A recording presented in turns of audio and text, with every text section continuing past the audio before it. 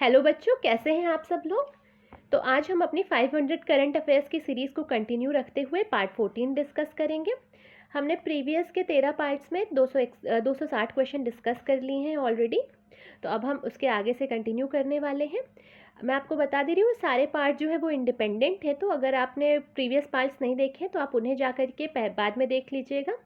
लेकिन आप सारे के सारे पार्ट्स देखें ज़रूर, क्योंकि मैं टॉप 500 मोस्ट इंपॉर्टेंट क्वेश्चंस लेकर के आई हूँ इन सारे वीडियोस में।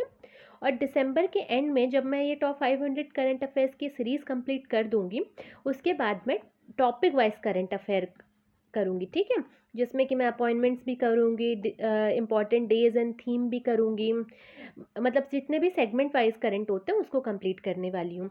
इसके साथ ही साथ आपको पता है कि जीएस की क्लासेस चलती हैं 9 PM पे, शिवम सर लेते हैं। मंडे से थर्सडे तक उनकी क्लासेस रहती हैं, तो आप चैनल को ज़रूर से सब्सक्राइब कर दें और नोटिफिकेशन को भी ऑन कर दें, जिससे कि जब भी सर लाइव आए आपको नोटिफिकेशन मिल जाए। अब आपके एग्ज़ाम की डेट भी पास आने वाली है, आपका फॉर्म भी आने वाला है, तो अब आप पढ़ाई में जुट जाइए। और हम आपको free of cost best content provide कराने वाले हैं, इसलिए चैनल का भी सपोर्ट करिए, चैनल के साथ बने रहिए। अगर चैनल को सब्सक्राइब नहीं किया है तो प्लीज़ प्लीज़ प्लीज़ सब्सक्राइब कर दीजिए। लिंक को अपने फ्रेंड्स के साथ ज़्यादा से ज़्यादा शेयर करिए और इस वीडियो को भी लाइक ज़रूर कर दीजिए, ठीक है। तो चलिए, जो मुझे इन्फॉर्मेशन आपको देनी थी मैंने दे दी, अब हम लोग आगे बढ़ते हैं। हमारा 261st क्वेश्चन पूछता है, which Indian athlete created a history by winning India's first bronze medal in 200 metre race at 2024 Paris Paralympics. तो पेरिस पैरालंपिक्स में किसी भी पैरालंपिक्स में इंडिया ने पहली बार मेडल जीता है, इसमें 200 मीटर की रेस में। तो वो कौन इंडियन एथलीट है जिन्होंने ये मेडल इंडिया के लिए जीता है? The correct answer is option D, Preeti Pal. Preeti Pal ने पेरिस पैरालंपिक्स में ये मेडल जीता है। प्रीति पाल became the first Indian woman to win 2 Paralympics medal in the track and field events at Paris Paralympics 2024. She won bronze in the women's 200 meter T35 class with a personal best time of 30.01 seconds. Earlier she had secured another bronze in 100 meter T35 class at the same event. तो उन्होंने 100 metre और 200 metre दोनों में ये medal जीता है, ठीक है। और दोनों मेडल उनके ब्रॉन्ज हैं, ये भी आपको याद रखना है। देन नेक्स्ट क्वेश्चन पूछ रहा है, Nitish Kumar won gold medal in which event at Paris Paralympics. Gold medal Nitish Kumar ने जीता, तो एक ये पॉइंट बन गया कि नीतीश कुमार ने कौन सा मेडल जीता, गोल्ड मेडल, और एक किस फील्ड से रिलेटेड है, किस स्पोर्ट से रिलेटेड है, तो ये है बैडमिंटन से रिलेटेड। अर्लियर इसके पहले अवनी लेखारा थी, इन्होंने इंडिया के लिए फर्स्ट गोल्ड मेडल जीता था women 10 metre air rifle standing SH1 event में। तो ये आपको याद रखना, इंडिया का पहला गोल्ड मेडल जो है वो अवनी लेखारा ने जीता था पैरालंपिक्स में। और अब बैडमिंटन में जीता है इन्होंने नीतीश कुमार ने, ठीक है। Moving to next question, exercise Varuna recently seen in news is a bilateral naval exercise between India and which country? Exercise Varuna India और किस कंट्री के बीच की एक्सरसाइज है? Correct answer is option D, India और फ्रांस के बीच bilateral naval exercise होती है जिसका नाम है वरुणा। और इसका 2024 का एडिशन हुआ कहाँ पे है? ये मेडिटेरेनियन सी में हुआ है। और इंडिया की तरफ से पार्टिसिपेट करने वाला शिप कौन सा है, ये आपको कमेंट सेक्शन में बताना है। कल की वीडियो में मैंने डिस्कस किया था मेडिटेरेनियन सी में इंडिया और फ्रांस की नेवल एक्सरसाइज में किस वेसल ने किस शिप ने पार्टिसिपेट किया, मैंने डिस्कस किया था, तो आप कमेंट सेक्शन में नीचे इसको मेंशन करिएगा। देन नेक्स्ट क्वेश्चन पूछ रहा है, which organisation recently launched vulture count initiative. Vulture यानी जो गिद्ध होते हैं, इनके काउंट के लिए एक इनिशिएटिव शुरू किया गया है, किस ऑर्गेनाइजेशन ने शुरू किया है? तो world Wide Fund for nature India ने वल्चर काउंट इनिशिएटिव शुरू किया। World Wide Fund for nature India, आपको इंडिया याद रखना है। वर्ल्ड वाइड फंड अगर वर्ल्ड लेवल का पूछे तो नहीं, world Wide Fund for nature India, ये आपको याद रखना है, किसी तरह से आपको कंफ्यूज किया जा सकता है। अगर ऑप्शन में वर्ल्ड वाइड फंड दिया हो, इंडिया ना लिखा हो, नन ऑफ द अबव हो, तो आप नन ऑफ द अबव लगाएंगे, ठीक है। World Wide Fund for Nature ने लॉन्च किया vulture count 2024 project. The project aims to count and assess the vulture population in India. It focuses particularly on critically endangered vulture species. तो आपको ये point भी याद रखना है कि वर्चर्स किस कैटेगरी में आते हैं, तो ये क्रिटिकली एंडेंजर्ड है. समटाइम्स एग्जाम में पूछ देते हैं कि पर्टिकुलर स्पेसीज अगर न्यूज़ में रहती है तो वो एंडेंजर्ड है कि वो वनरेबल है कि वो एक्सटिंक्ट है, तो पूछ देते हैं. तो आपको याद रखना है वर्चर क्रिटिकली एंडेंजर्ड है. ठीक है. चलिए एक किसी एग्जाम में मैंने देखा था, अभी PYQ में पूछा था कि गैंगेटिक डॉल्फिन्स के बारे में पूछा था कि ये किस कैटेगरी में आती है. तो आपको कमेंट सेक्शन में इसको मेंशन करना है. अब से मैं एक रिचुअल रखूँगी कि मैं जो भी क्वेश्चंस आपसे पूछा करूँगी उसको मैं नेक्स्ट वीडियो में शुरू के 1-2 मिनट में डिस्कस कर दिया करूँगी. तो मैं नेक्स्ट टाइम इसका आंसर दूंगी, लेकिन तब तक आप इसको गूगल करके नीचे कमेंट सेक्शन में मेंशन ज़रूर करिएगा. ठीक है. The project also seeks to rake public awareness about the importance of vultures in the ecosystem.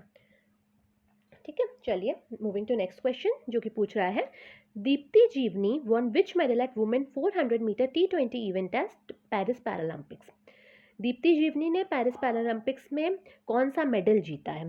The correct answer is option C, bronze medal. तो 400 मीटर T20 इवेंट में दीप्ति जीवनी ने ब्रॉन्ज मेडल जीता था. और ब्रॉन्ज मेडल 200 मीटर में जीता है. अभी हमने उनको डिस्कस किया, सॉरी मैं नाम भूल रही हूँ. जो हमारा फर्स्ट क्वेश्चन था, यस प्रीति पाल ने ब्रॉन्ज मेडल जीता था 200 मीटर में. ठीक है. उसके बाद नेक्स्ट क्वेश्चन, विच स्टेट गवर्नमेंट रिसेंटली पास्ड अपराजिता वुमेन चाइल्ड बिल 2024. तो अभी रिसेंटली जो एक डॉक्टर थी उनके अगेंस्ट एक बहुत हीनियस क्राइम हुआ था, वेस्ट बंगाल में देखा गया था. तो उसी के अगेंस्ट में Aparajita women and child bill West Bengal की गवर्नमेंट ने पास किया है. ठीक है. West Bengal, in the response of the tragic crime of rape and murder of a trainee doctor at RG Kar Medical College, the West Bengal Assembly passed Aparajita Women and Child Bill 2024 to strengthen protections of women and children. It proposes harsher penalties for rape, including life imprisonment for the convicts, natural life or death penalty. The bill mandates to time-bound investigation of rape cases within 21 days. It also imposes penalties for unauthorized publication of court proceedings and ensures convicts bears victims medical cost. तो basically आपको state याद रखना. कुछ आपको एक main point यहाँ पे है कि 21 डेज वाला आप याद रखिएगा, स्टेटमेंट के फॉर्म में पूछा जा सकता है. Next question, which is asking, which state assembly recently introduced a new concept, zero hour. अब जब आप लक्ष्मीकांत पढ़ते हैं, आप पार्लियामेंट वाला चैप्टर पढ़ते हैं, तो वहाँ पे आपको ज़ीरो आवर के बारे में भी पता चलता है. और ज़ीरो आवर और क्वेश्चन आवर दो चीज़ें होती हैं, question hour and zero our.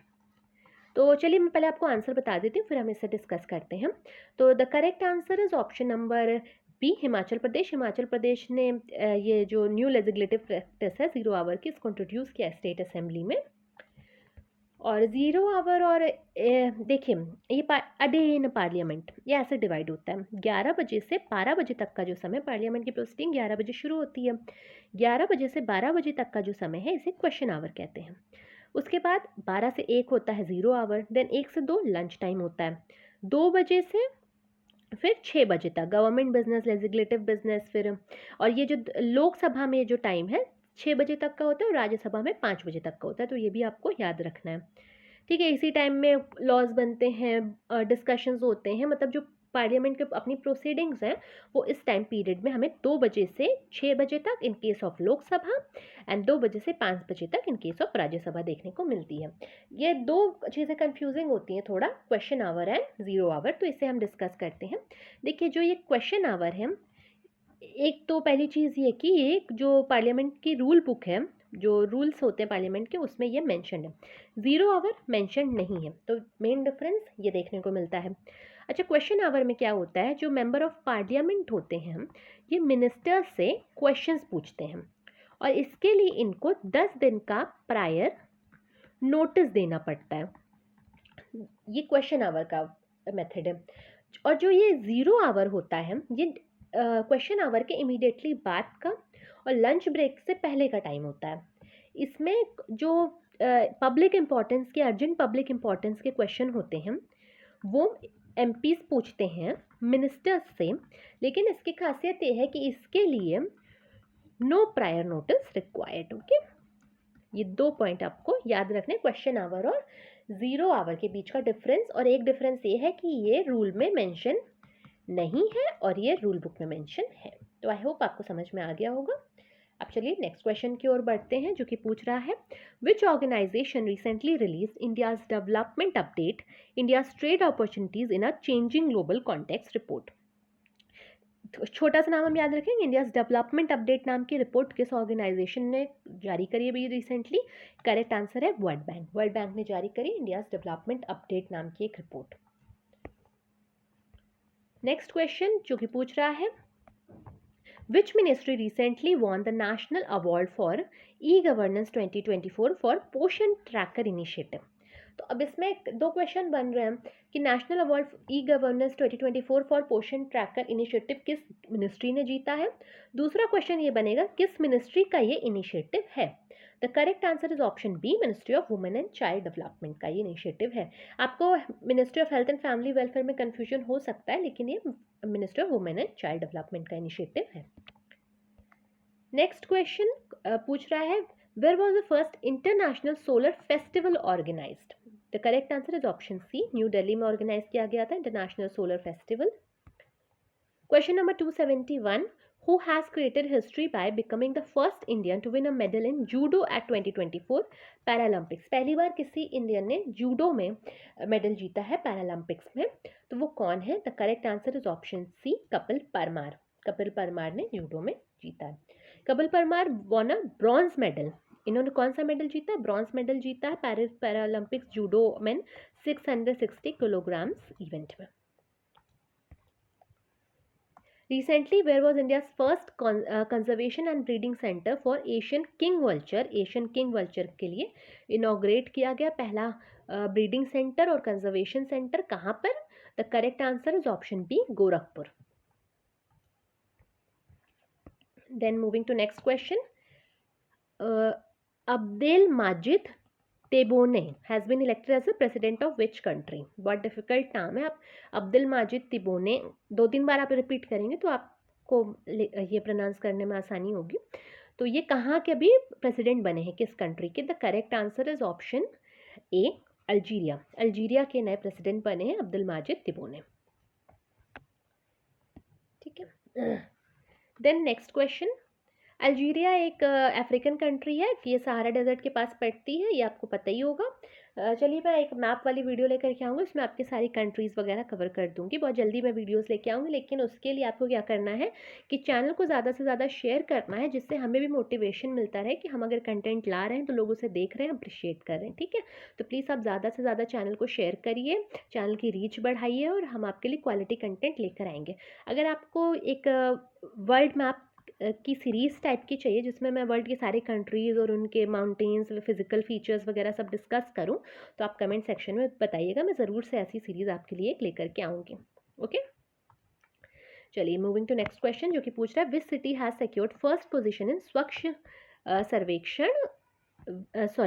स्वच्छ वायु सर्वेक्षण 2024 में किस सिटी ने फर्स्ट रैंक हासिल करी है? The correct answer is option B, Surat. Surat ने स्वच्छ वायु सर्वेक्षण में फर्स्ट पोजीशन हासिल करी है। Next question, recently which state government has decided to celebrate 17 सितंबर एज प्रजापालन डे? 17 सितंबर विश्वकर्मा पूजा का दिन होता है, तो इसे Prajapalana day as a Prajapalana day कौन सी स्टेट गवर्नमेंट सेलिब्रेट करने वाली है? द करेक्ट आंसर है option A, Telangana. Telangana government 17 सितंबर को प्रजापालना डे मनाएगी।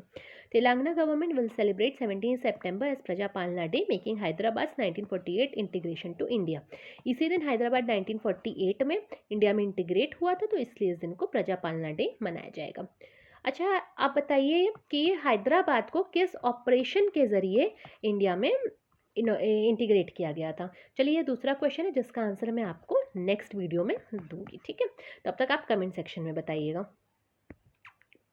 क्वेश्चन नंबर 276 पूछ रहा है recently senior citizens of which age has included under Ayushman Bharat Pradhan Mantri Jan Arogya Yojana?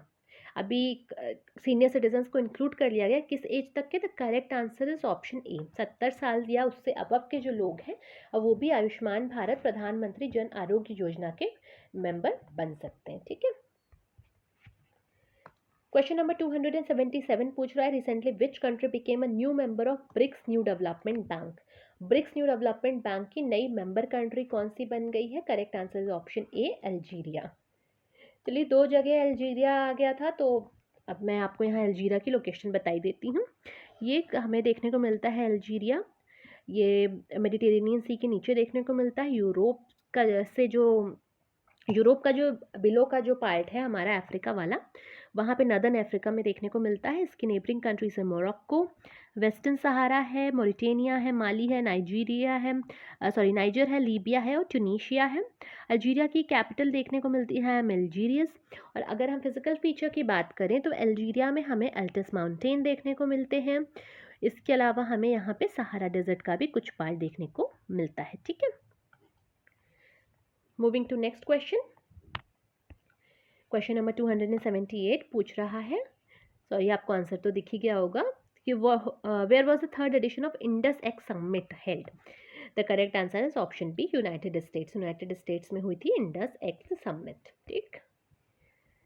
What is the name of the operation recently launched by India to provide humanitarian assistance to the countries affected by Typhoon Yagi? अभी recently Yagi नाम का एक typhoon आया, उसमें humanitarian assistance देने के लिए कौन सा प्रोग्राम इंडिया ने लॉन्च किया था, ऑपरेशन कौन सा लॉन्च किया था? Correct answer is option B, operation Sadbhav. कुछ इंपॉर्टेंट ऑपरेशन अभी रिसेंटली इंडिया ने लॉन्च करे हैं, उसकी मैं जब आपको सेक्शन वाइज करंट पढ़ाऊंगी तो उसको मैं लिस्टिंग एक टाइप से उसकी कवर कर दूंगी। ठीक है। और ये एक ऑपरेशन टाइफून यागी आया कहाँ पे था? तो ये लाओस, वियतनाम और म्यांमार यानी कि साउथ ईस्ट एशिया वाले रीजन में आया था, तो आपको इसका रीजन भी याद रखना है। Last question of our video, what is the theme of World Ozone Day 2024? The correct answer is option A, Montreal Protocol Advancing Climate Action. ठीक है। और वर्ल्ड ओजोन डे मनाया कब जाता है? तो 16 सितंबर को मनाया जाता है वर्ल्ड ओजोन डे। 1995 से एनुअली ये मनाया जा रहा है। इसी के साथ हमारी वीडियो ख़त्म होती है। अब हम मिलेंगे नेक्स्ट फ्राइडे को। मंडे से थर्सडे तक शिवम सर की जीके की क्लासेस चलती हैं। इस टाइम वो पॉलिटी और ज्योग्राफी कवर कर रहे हैं, तो बहुत शानदार तरीके से लेक्चर्स लिए जाते हैं, लाइव लेक्चर्स होते हैं। आपको कोई भी डाउट हो आप सर से 1 to 1 आप डिस्कस कर सकते हैं। तो प्लीज़ प्लीज़ प्लीज़ आपने चैनल को अभी तक सब्सक्राइब नहीं किया है तो इसे सब्सक्राइब करते हैं, हमें भी मोटिवेटेड रखें। अपने फ्रेंड्स को भी best of the contents free of cost मिल रहा है ये बात बताएं और हमारे चैनल की रीच को थोड़ा सा बढ़ाने में मदद करें। ठीक है, तो मिलते हैं हम नेक्स्ट वीडियो में। Bye bye.